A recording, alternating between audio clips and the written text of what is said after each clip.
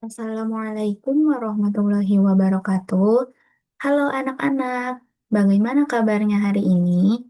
Semoga kalian semua dalam keadaan sehat dan tetap semangat untuk memulai pembelajaran hari ini.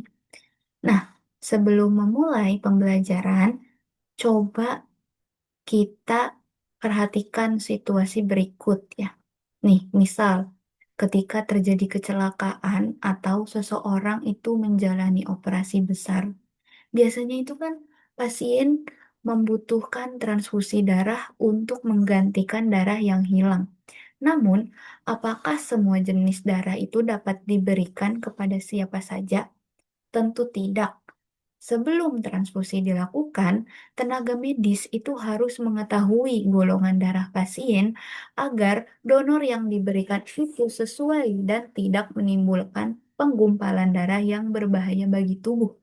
Oleh karena itu, pada pembelajaran kali ini kita akan mempelajari materi sistem sirkulasi, khususnya tentang golongan darah dan transfusi darah menggunakan LKPD berbasis virtual laboratori.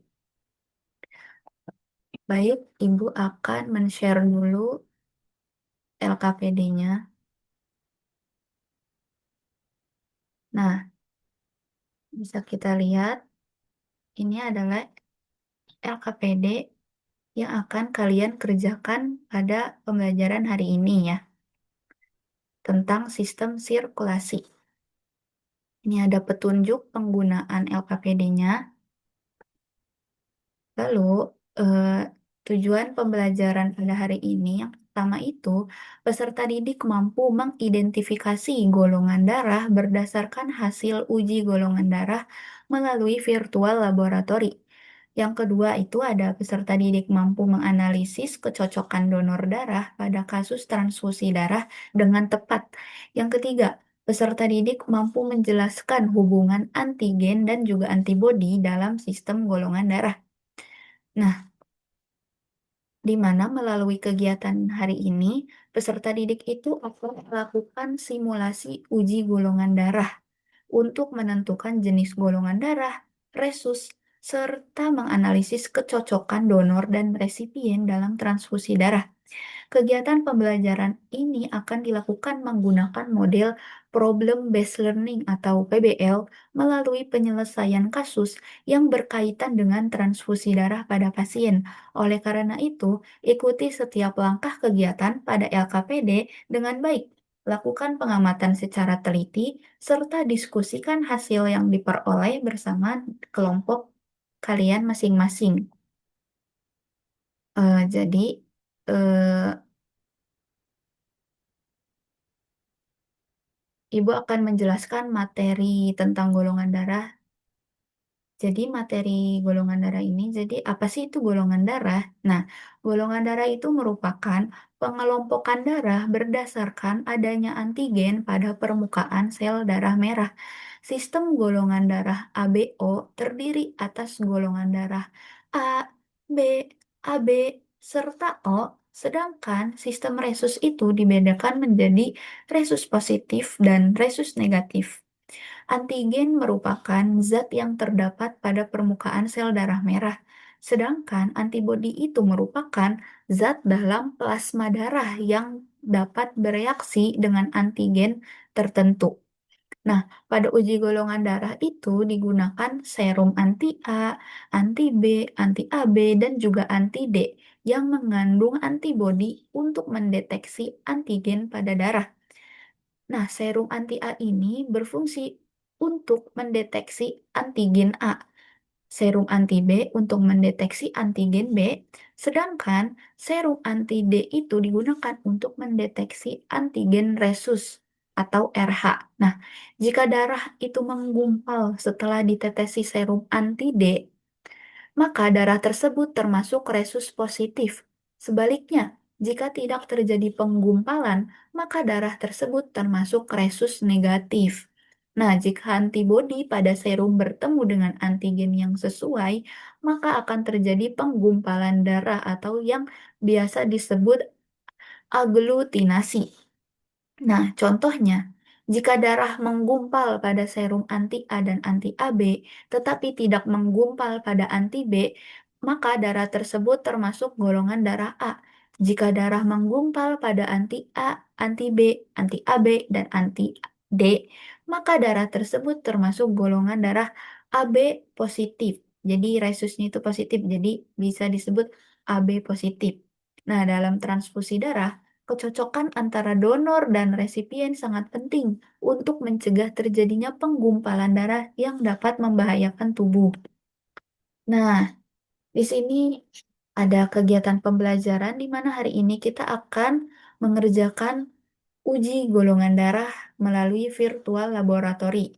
Nah, tapi sebelum itu kita akan orientasi masalah dulu nih. Nah, di sini Ibu sudah sediakan eh, wacana atau kasus ya, kasus dalam kehidupan sehari-hari, kasus nyata ya.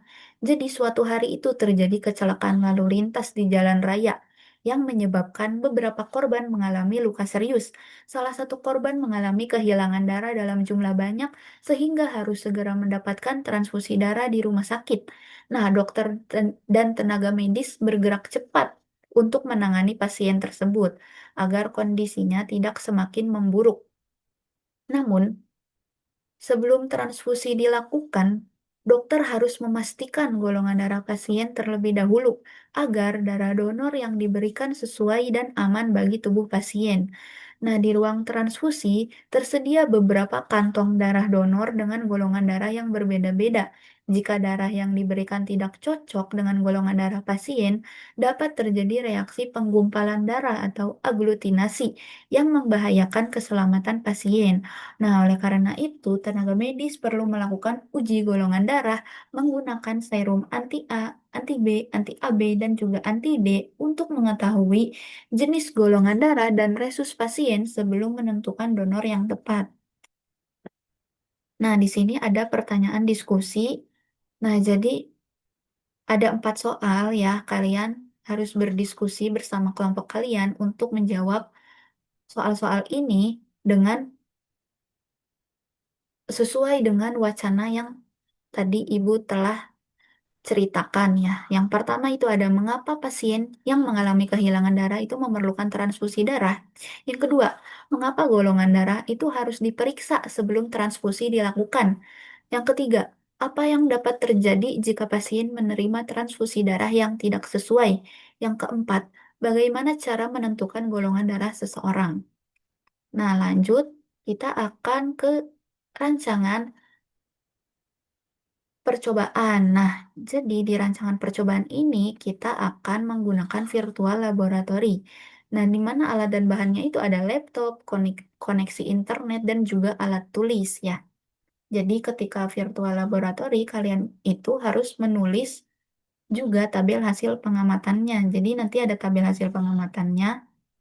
Nah, di sini jadi ada tabel hasil pengamatan. Jadi kalian harus mencatat ketika sedang virtual laboratory berlangsung gitu. Karena nanti ada hasil dari virtual laboratory. Jadi kalian harus langsung mengisi di tabel hasil pengamatan ini. Sebelum itu Ibu akan menjelaskan tentang prosedur kerjanya ya anak-anak. Jadi di sini, jadi kalian itu pertama-tama scan kode QR di samping untuk mengakses virtual laboratory uji golongan darah. Jadi kalian scan QR yang ini ya. Lalu Ibu akan menjelaskan prosedur kerjanya ya. Jadi kalian itu pencet tombol play yang di sini, klik ya. Lalu kalian langsung klik tombol yang praktikum.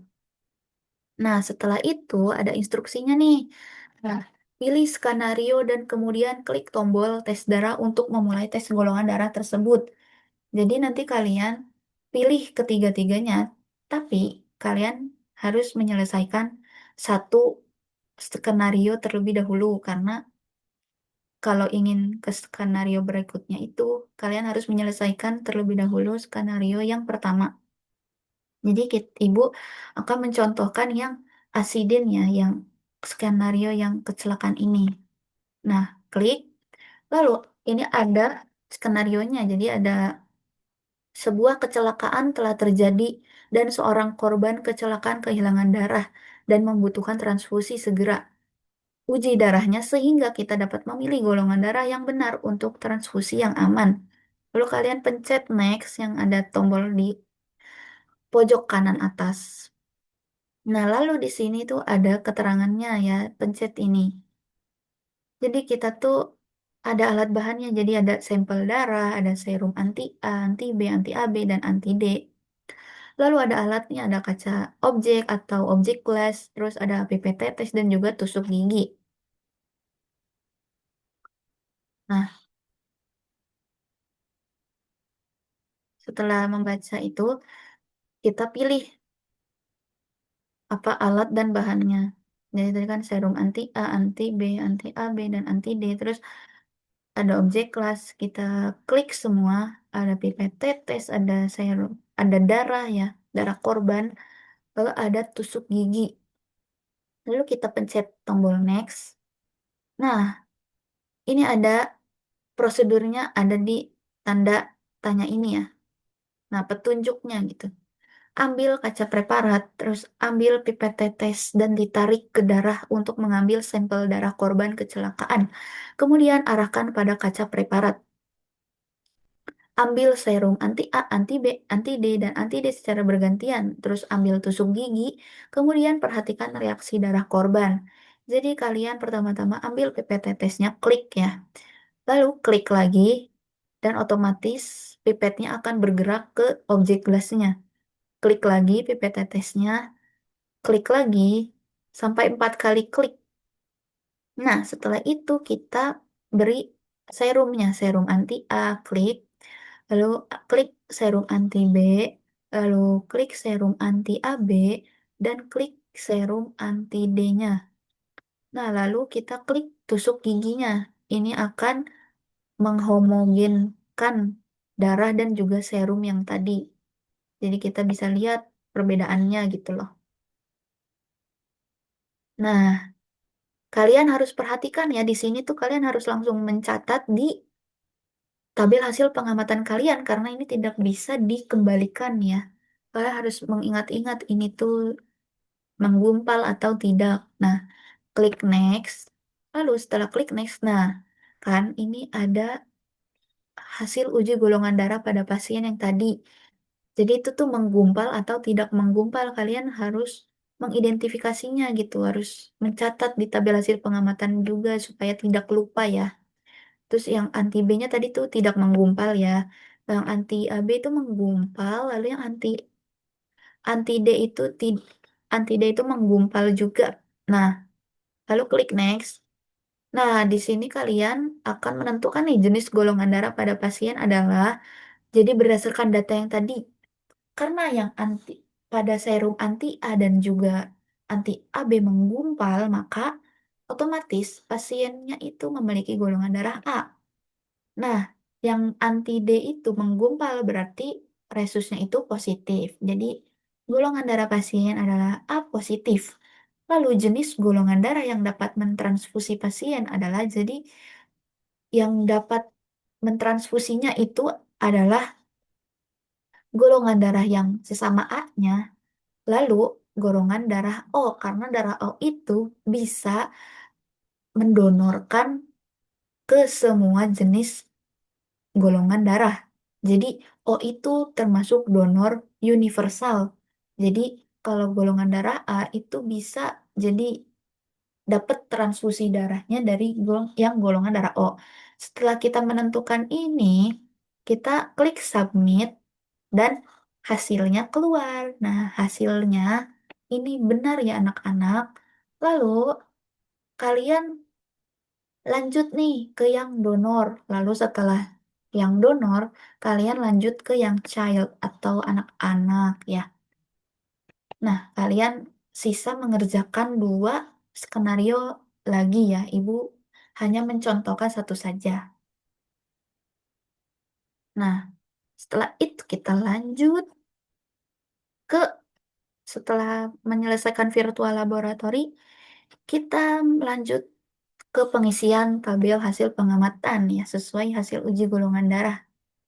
yang tadi gitu. Misalkan skenario asiden tadi kan reaksi anti A menggumpal, reaksi anti B tidak menggumpal, reaksi anti AB menggumpal, reaksi AD itu menggumpal. Nah, golongan darahnya adalah golongan darah A kan. Nah, resusnya itu resus positif karena reaksi di anti D-nya itu menggumpal jadi positif. Lalu hasil analisisnya itu jadi hasil analisisnya itu berdasarkan skenario yang diamati. Misalkan, jadi golongan darah A, jadi pasien yang kena kecelakaan itu memiliki golongan darah A positif. Jadi, pasien ini bisa menerima transfusi darah dari orang yang bergolongan darah A dan juga O, karena O adalah donor universal ya. Jadi bisa mendonorkan ke semua jenis golongan darah ya. Lalu, di sini ada analisis data. Ada 10 soal uraian di mana 10 soal ini eh, apa namanya eh, sesuai dengan hasil tabel tabel hasil pengamatan kalian yang tadi. Jadi kalian menganalisis di sini. Jadi ibu yang nomor satu ada pertanyaan analisisnya. Pada skenario manakah terjadi penggumpalan pada serum anti A? Lalu yang kedua ada apa golongan darah yang dimiliki pasien pada skenario asiden? Yang ketiga, apa golongan darah yang dimiliki pasien pada skenario donor donor? Lalu yang keempat, apa golongan darah yang dimiliki pada skenario child?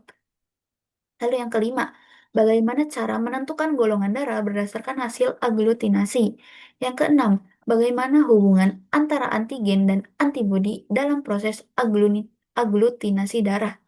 Yang ketujuh, mengapa darah donor harus sesuai dengan golongan darah resipien atau pasien ya, berdasarkan hasil uji aglutinasi. Resipien itu yang menerima donor darah yang membutuhkan ya. Lalu yang kedelapan itu, soalnya bagaimana proses aglutinasi dapat membahayakan tubuh saat transfusi darah tidak cocok. Yang kesembilan, mengapa pemeriksaan resus penting dilakukan sebelum transfusi darah? Dan yang terakhir, mengapa golongan darah O sering disebut donor universal? Nah, ini Ibu sudah jelaskan tadi ketika menjelaskan virtual laboratorinya. Lalu, pada bagian terakhir ada kesimpulan. Nah, berdasarkan hasil pengamatan dan analisis data, buatlah kesimpulan mengenai penentuan golongan darah serta pentingnya kecocokan donor dan resipien dalam transfusi darah. Nah, mungkin itu saja kegiatan pada hari ini kalian mengerjakan LKPD tentang sistem sirkulasi di mana dikhususkan untuk uji golongan darahnya ya anak-anak. Baik, mungkin itu saja yang dapat Ibu sampaikan. Semangat untuk mengerjakan LKPD pada hari ini. Eh, Sekian, terima kasih. Wassalamualaikum warahmatullahi wabarakatuh.